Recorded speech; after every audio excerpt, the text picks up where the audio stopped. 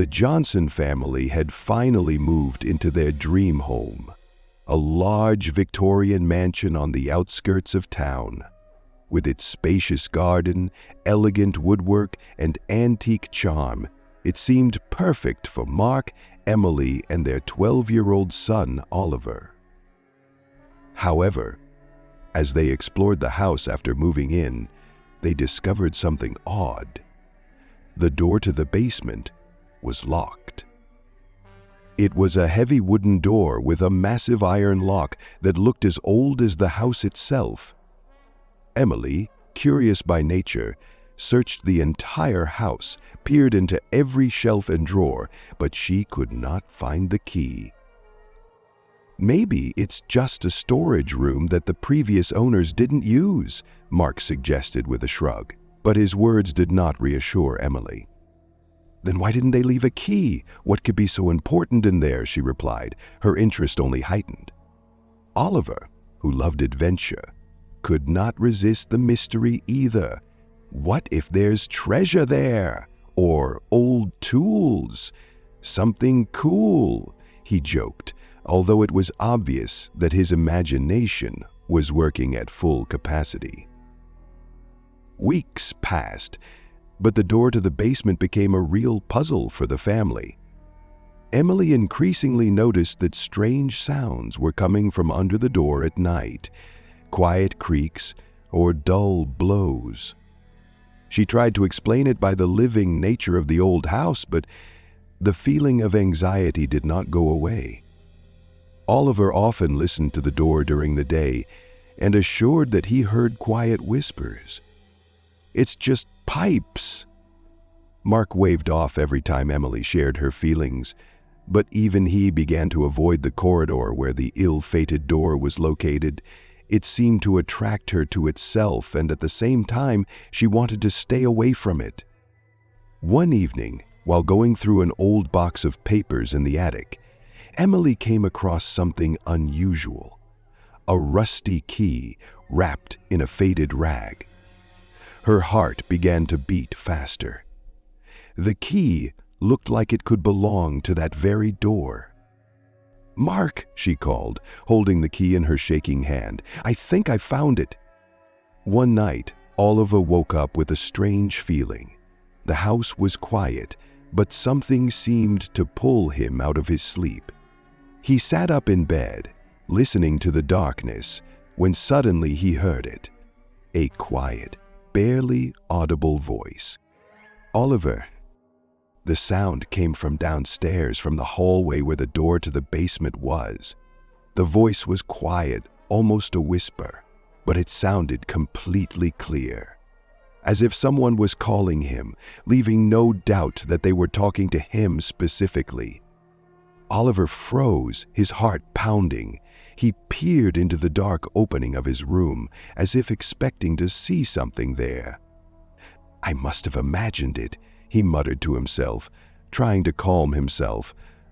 But the voice repeated itself, this time a little louder. "Oliver, come down." The child froze, looking around the room in fear. The sound was strange, muffled, as if it came not from the air, but from the very structure of the house, from the walls, from the floor. The next morning, he told his parents. "It's just a dream, Oliver," Mark reassured him, sipping his morning coffee. "You heard so many stories from Mom about strange sounds, that's why you imagined it." But Emily wasn't so sure. Her gaze involuntarily slid to the door, to the basement. "Are you sure it was a dream?" she asked quietly. But Oliver only shrugged. The voice repeated itself over the following nights, becoming louder and clearer. Now it was mixed with strange intonations, melancholy, demanding. Oliver was afraid to admit it, but he was beginning to think that the voice sounded both familiar and alien at the same time. "Oliver, open the door," a voice whispered one night, right in the silence of his room. Emily woke up one night feeling Oliver leave his room.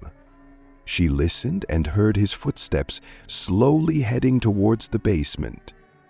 "Oliver?" she called, running to the door. The boy stood in front of the locked door, his hand stretched out to the lock, his face strangely empty. He looked like he was in a trance. "Oliver, come back!" she screamed, but before she could stop him, the door jerked. Its heavy, long, rusted lock began to creak as if someone was trying to open it from the inside. Emily scooped her son up in her arms, pulling him away from the door. She locked the bolt and stepped back, trying to stop the shaking. Now, everyone in the house could hear there was movement behind the door. Muffled steps, a grinding sound, and then quiet blows, as if someone was beating against the wooden doors, trying to get out. The next evening, the house became even more unbearable. Loud noises came from behind the locked basement, footsteps, scraping, and then increasingly distinct voices that the whole family could now hear. "Emily, we can't ignore this," Mark said, standing at the door. He was holding the same rusty key that Emily had found in the attic. "You want to open it?" she exclaimed, squeezing Oliver's hand. "We need to figure out what's in there. It could be just an animal or a vent." Mark spoke firmly, but even his voice was uncertain. When the key entered the lock, the door made a long creaking sound as if resisting. At first glance, it turned out to be an ordinary descent into the basement, a dusty staircase leading down into pitch darkness. But the air coming from inside was cold as ice and smelled damp and something indescribably rotten. Mark turned on his flashlight and went down, his footsteps echoing in the narrow space. Emily stayed upstairs with Oliver, hugging him. "There's nothing here. It's just a basement." Mark's voice came from below, but the next second he screamed. Emily, without thinking, rushed down. She saw Mark standing in the middle of the room, frozen, as if chained to the floor. The beam of his flashlight illuminated something strange. The walls, covered in a viscous black substance, seemed to be alive, pulsating slowly. They weren't made of stone. They were fabric, like skin covered in a network of veins.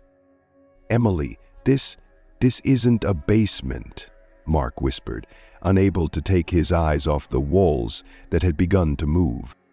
A loud rustling sound came from the darkness. Faces began to appear on the walls, distorted, frozen in silent screams. They looked as if they were trying to break free. "Mark, get up!" Emily screamed, but he didn't move. The shadows around him began to converge on him, and when he tried to take a step back, the floor beneath his feet seemed to come alive. His feet sank into a sticky, viscous mass. "You have to go!" he screamed, struggling to free himself, but arms began to stretch out of the walls, long, pale, wrapping themselves around him like chains. Emily, realizing she couldn't help him, grabbed Oliver and rushed upstairs. But the door she had left open began to slam shut on its own. "Mom, it's pulling us," Oliver screamed, his feet sliding on the floor and feeling the air behind them growing thicker. Emily, desperately trying to hold on to her son, managed to run out of the basement before the door slammed shut. The sounds stopped immediately. The house was plunged into a deafening silence. She tried to open the door again, but the key no longer fit, as if the lock had changed. "Mark!" she screamed, but there was only dead silence in response. "Sean, this is my creation, and not only shall this air, but will also be the first to hide all of my creations." Oliver clung to his mother, and she, holding him, cried. When they looked at the door again, they saw that its surface had changed. It was now covered in the same distorted faces as the basement walls. Among them, in the middle, was Mark's face, his eyes frozen in silent warning. They left the house the next morning, but the basement remained locked. It is said that those who pass by the old Johnson house hear quiet voices calling out their name from within.